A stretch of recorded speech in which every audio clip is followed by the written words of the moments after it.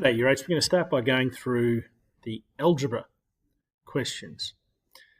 We'll quickly go through these and see how we go. So the first, we're asked to solve. Solve means we want to find the value of this equation. So it's an equation because it's an equal sign. Effectively, you can read this and say, well, 2 times some number. So the letter A stands for this number. 2 times some number equals 16.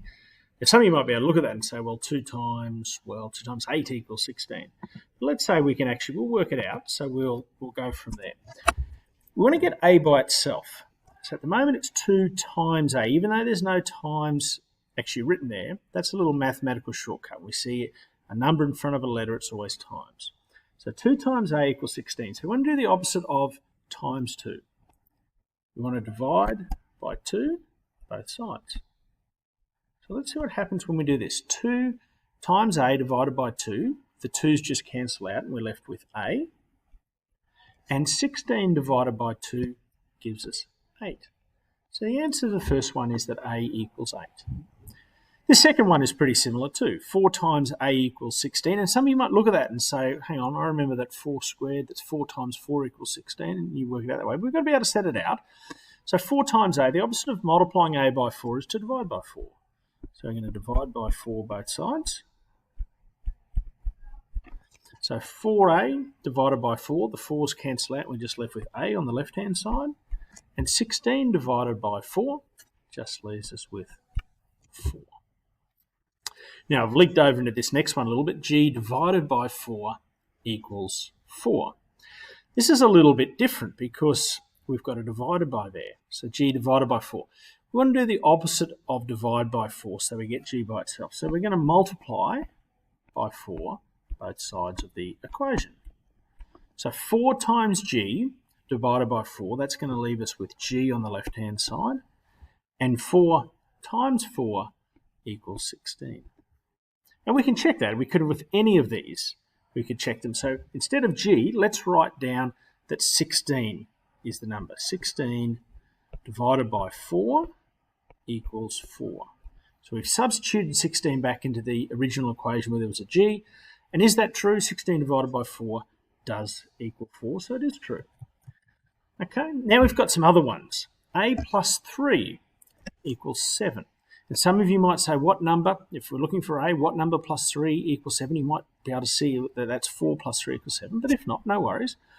It's better to work it out by itself. We want to get A by itself. So the opposite of plus 3 on the left-hand side is that we want to, and I'll just have to go back and get the pen working with my finger again. We want to subtract 3 from both sides because that'll get us A by itself on this first side. So A plus 3 minus 3, that's just going to leave us A, the 3's will cancel out, equals, and the right-hand side is going to be 7 minus 3 is going to be 4. And if we substitute back in to check, we can say that, yeah, 4 plus 3 equals 7.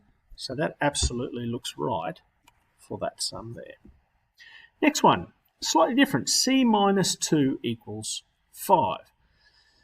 So we want to get C by itself. The opposite of minus 2 is to add 2. It's not very good to add 2 to both sides. So just make sure we remember that's plus 2. That's my finger drawing is not so good. So we've got on the left hand, we've got C minus 2 plus 2. The minus 2 and the plus 2 are going to cancel out. I'm just going to be left with C.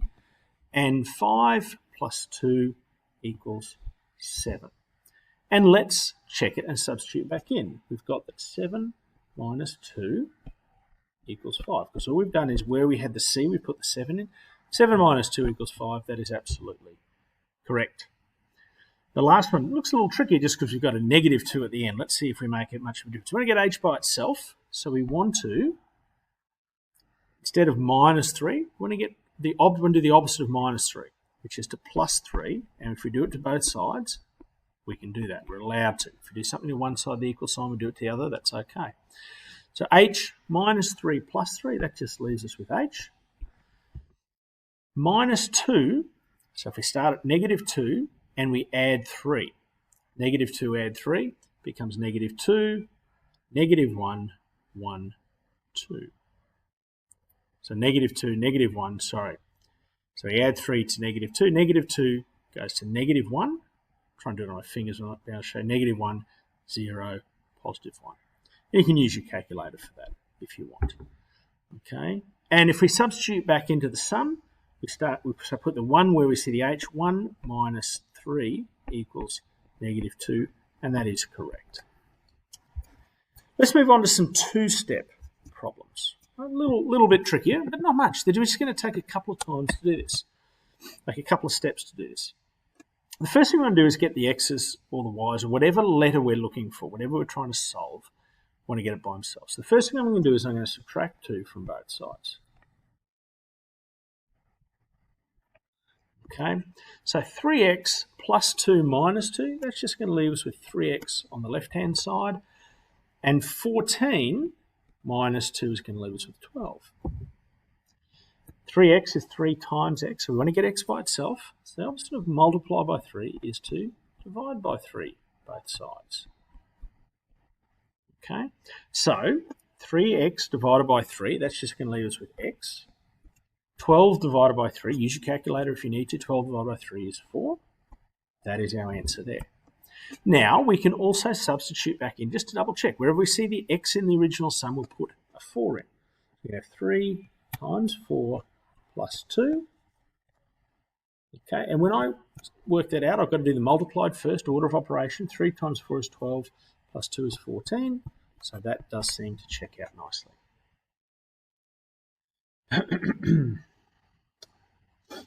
Let me skip on to the 3x plus 4 because I'm going to run out of room for the middle one, and I'll do that one a little bit, I'll scroll off and do that one a little bit to the side.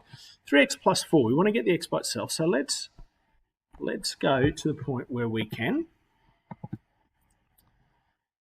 subtract 4 from both sides. We'll get rid of the number 4 first. Subtract 4 from both sides. So 3x plus 4 minus 4, that's going to leave us with 3x, equals 19 minus 4 is 15. Now we're left with a one-step problem. 3 times x equals 15. So you might look at that and say, 3 times a number equals 15. What's the number? The number is 5. But don't worry, we'll do it this way. And it's always better to do the setting out anyway. So we're going to divide by 3 because the opposite of multiply by 3, 3 times x is divide by 3. We're going to divide both sides by 3. So 3 times x divided by 3, the x's cancel out. We're going to get x equals, and 15 divided by 3 is 5. And if I do my checking here and say, okay, what's 3? We put the 5 in, substitute the 5 where we see the x. 3 times 5 plus 4. What does that equal? Multiplied first, 3 5s are 15 plus 4 equals 19. That is what we want to see. Now, I've just got this one sum to do here. Pop it in here. Give ourselves a bit of room. And see if I can get the pen to work. So the first thing we've got is a minus 2. We want to get the x's by itself. We've got a minus 2. So the opposite of minus 2 is to add 2 to both sides. So we're going to add 2 to both sides. So 4x minus 2 plus 2, that's just going to leave with 4x on the left-hand side. 18 plus 2 is going to be 20. It's the worst equal sign in the world. And then 4 times x equals 20. We want to get x by itself, so we're going to divide by 4, both sides, so that x equals 20 divided by 4. Use your calculator if you need to. 20 divided by 4 equals 5. And we can also go and check it quickly. We'd say 4 times 5, which is 20 minus 2. And I calculate that. 4 times 20 minus 2 equals 18, and that does check out nicely. Next little challenge we've got is we're going to write a rule for the following table. Now, when we're looking for a rule, we're looking for a rule y in the form y equals mx plus b. This is the gradient, the steepness of the slope, and this is the y-intercept.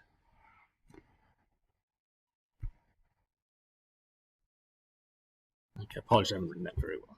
But that's what we're trying to aim to get it into the form. And there's little clues we can find out how to find the numbers. So let's get started here.